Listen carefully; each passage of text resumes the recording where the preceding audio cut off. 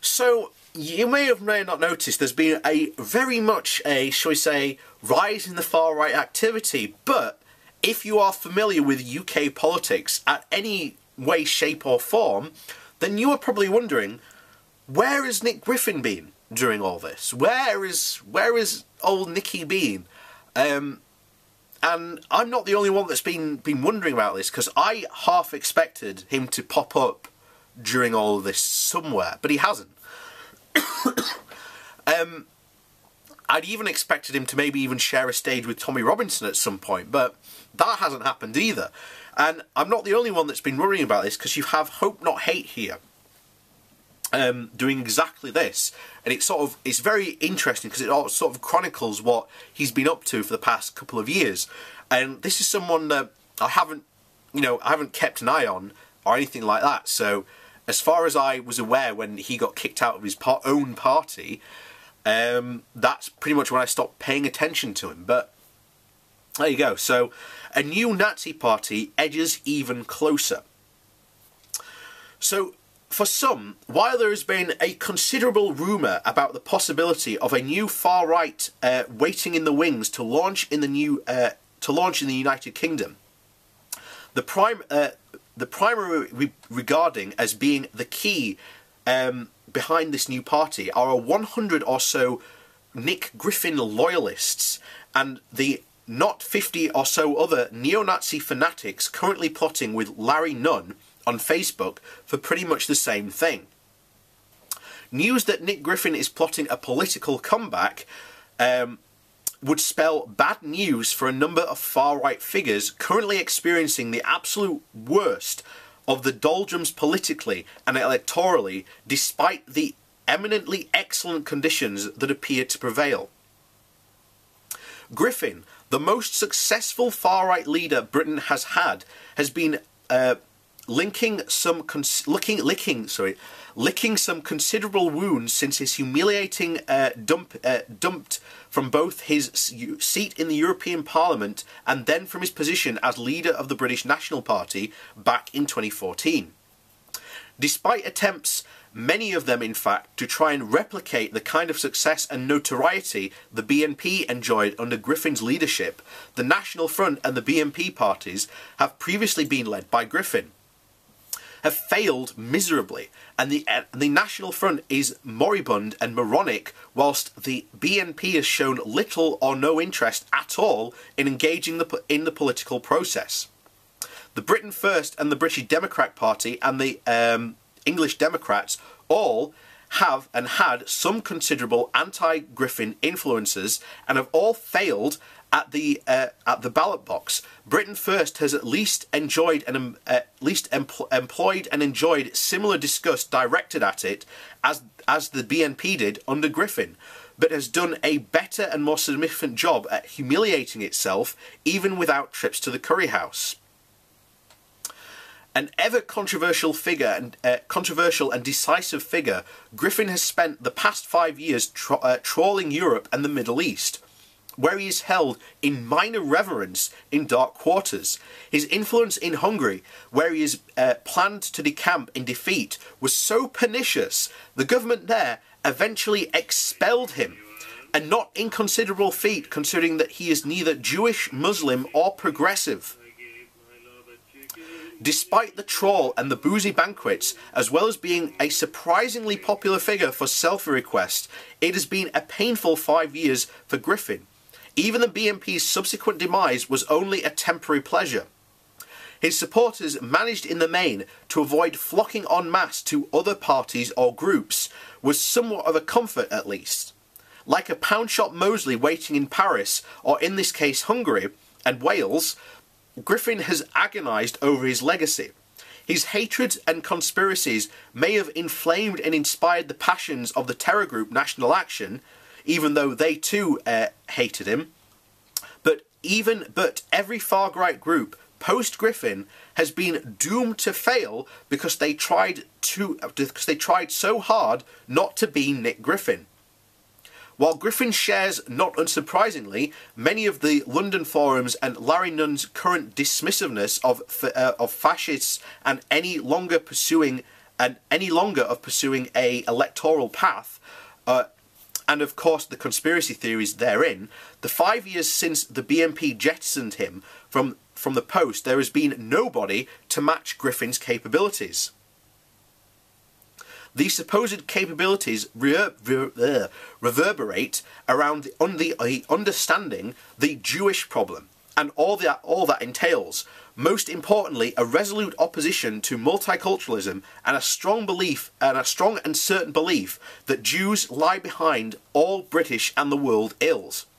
It is such a strongly held belief by Griffin and his followers that Britain is broken and beyond redemption that they initially tried to decamp to Hungary, retreating both electorally, socially and culturally.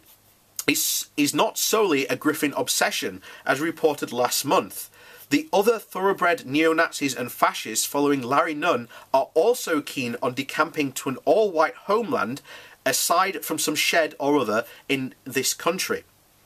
Griffin has been trying to re-influence the far right in this country for more than 2 years by the use of proxies like the hysterically comical Jack Shawn and Timothy Scott.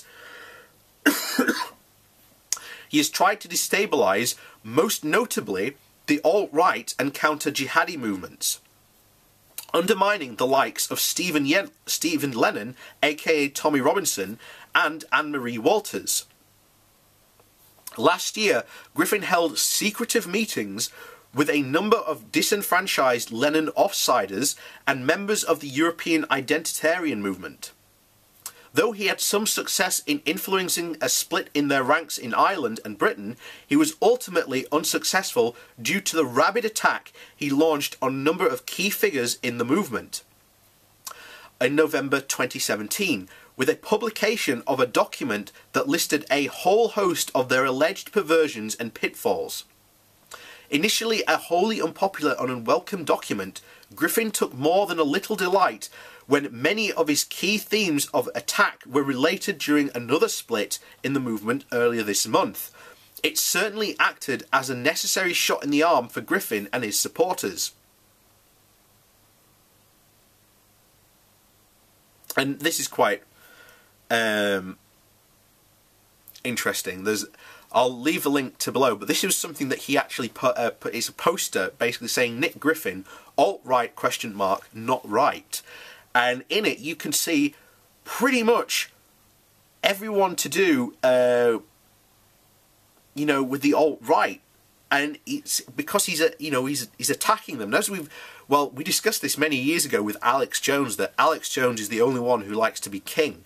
There can only be one king of conspiracies, and that's Alex Jones, and we discussed that many years ago. And it seems to be the same for Nick Griffin.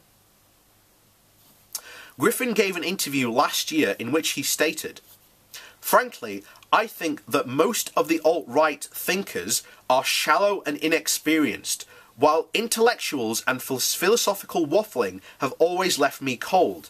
The inability of so many of our people to discriminate in favour of the good, decent and sane, and instead to put on pedestals a variety of pro-Zionist shills, obvious nutjob neo-Nazi cranks. I wrote well in advance of Charlottesville that was a blatant trap, but even some good people in the USA marched straight into it. And self-confessed homosexuals is particularly unimpressive.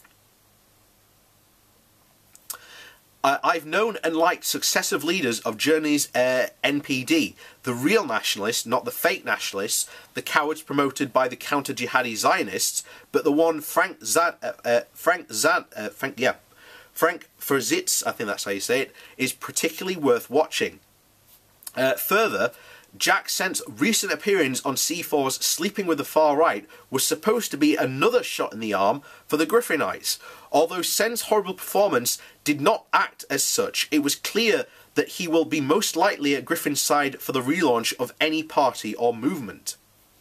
Yet, the grubby little self-hater may have gone bleating to the Daily Telegraph, claiming that he was no longer so extremely anti-Muslim after the Christchurch shootings, but one should remember that at the exact same time, Nick Griffin was returning from a trip with his coalition of fascist MEPs and their supporters from a trip to visit Hezbollah.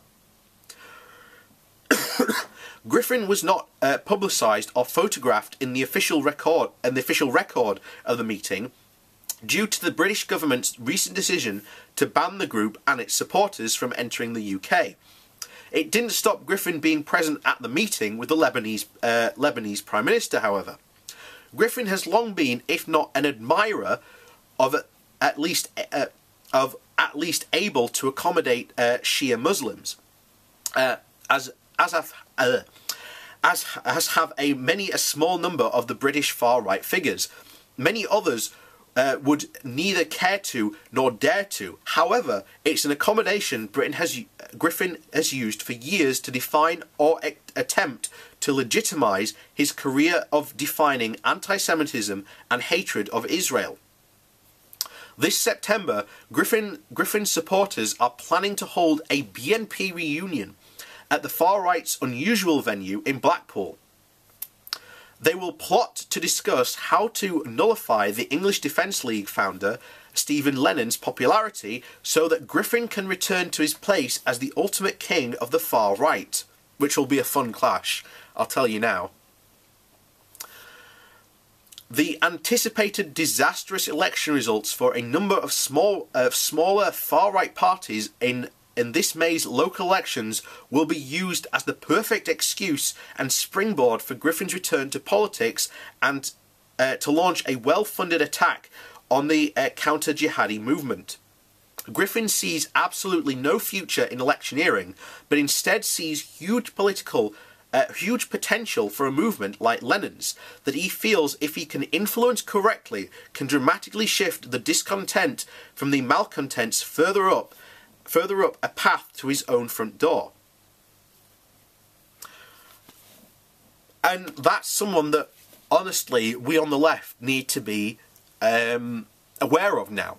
That Nick Griffin is potentially coming back into play. And as they said here, he is and they are right to call him so, he is the most successful far-right leader that Britain has had. And he's someone that we need to be aware of and what he is doing. Because like I say, hope not hate, obviously they track people like this. So it's well worth, keeping an eye on these people and making sure that, we know what they're up to, and that once we know what they're up to, we can then counter them. And what's funny, though, is that I said it this week, though, that you've already seen this split happen with Lennon trying to attract Farage's crew, partly because I think he felt slighted that he wasn't allowed to go to Nigel Farage's protest. And I think you will see, in fact, I wouldn't be surprised, and I'm calling this now,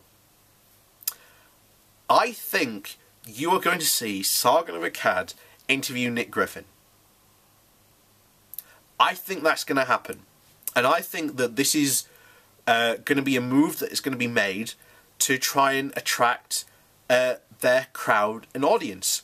And as we already know, people like Sargon and all his ilk around him that follow him will, they will, follow that rabbit hole down, and some people will be suckered into it.